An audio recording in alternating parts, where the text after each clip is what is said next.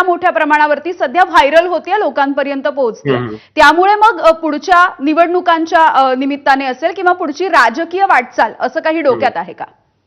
हे बघा, आता इतक्या लवकर काही सांगणं अवघड असेल, कारण की जसं मी तुम्हाला सांगितलं की 3-4 दिवस झाले आम्हाला हे सगळं करून, आणि आम्ही हे काही ठरवून केलं नव्हतं. दिस इज अन ऍक्सिडेंटल पार्टी. तर 3-4 दिवसात असा काही निर्णय घेणं किंवा इतक्या दूरचं बोलणं आता बरोबर नसणार. माझं सगळ्यात आधी प्राथमिकता ही आहे की जे 1 करोड लोक जुडलेले आहे आम्हाला इंस्टाग्रामवर, त्यांच्याशी बोलावं, त्यांच्याशी संवाद साधून घ्यावं. त्यांच्या हम्म. अपेक्षा काय आहेत, त्यांचे प्रॉब्लेम्स काय आहे, पहिले ते समजून घ्यावं लागेल. जोपर्यंत आम्ही ते समजून नाही घेणार तोपर्यंत आम्ही कोणता निर्णय कसं काय घेऊ. पण हे आंदोलन पुढे मोठं होणार, आणि बाकी बरं. काही असो का नसो, हे बरं. आंदोलन देशाचं राजकारण बदलणार, हे नक्की आहे. हं, हं, हं. अगदी. अभिजितजी, खरं तर असं म्हटलं जातं की भाजप, ज्या पद्धतीने तुम्ही देखील उल्लेख केलात, तर भाजप आता छोटे छोटे पक्ष असतील, स्थानिक पातळीवरचे पक्ष असतील किंवा इतर जे आपण फोडाफोडीचं राजकारण बघितलेलं आहे, तर हे पक्ष संपवायला निघालंय असं एक रोष व्यक्त होताना दिसतो.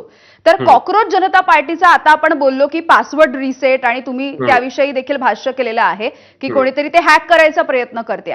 तर या सगळ्यापासून वाचण्यासाठी किंवा संरक्षित करण्यासाठी पार्टीला तुमच्या नेमक्या डोळ्यांपुढचा प्लॅन काय आहे?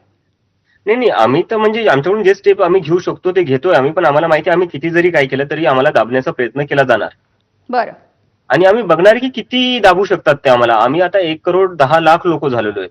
अकाउंट हॅक करताल तुम्ही, आमचे अकाउंट बंद करताल, पण जो या युवकांच्या मनामध्ये राग आहे तो राग तुम्ही हॅक करू शकतात का? तो राग तुम्ही बॅन करू शकतात का? हं, हं. तो राग कुठं काय करणार, कसा दाबणार तुम्ही? अकाउंट एक माध्यम झालं ना. पण ह्या युवकांचा जो राग आहे तो तर खरा आहे. हं.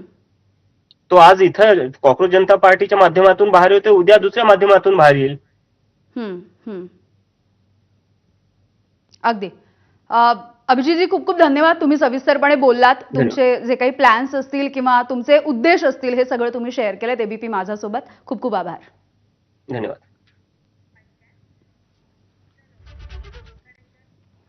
आणि यानंतर बुलेटिनमध्ये छोटासा ब्रेक. बघत रहा एबीपी माझा.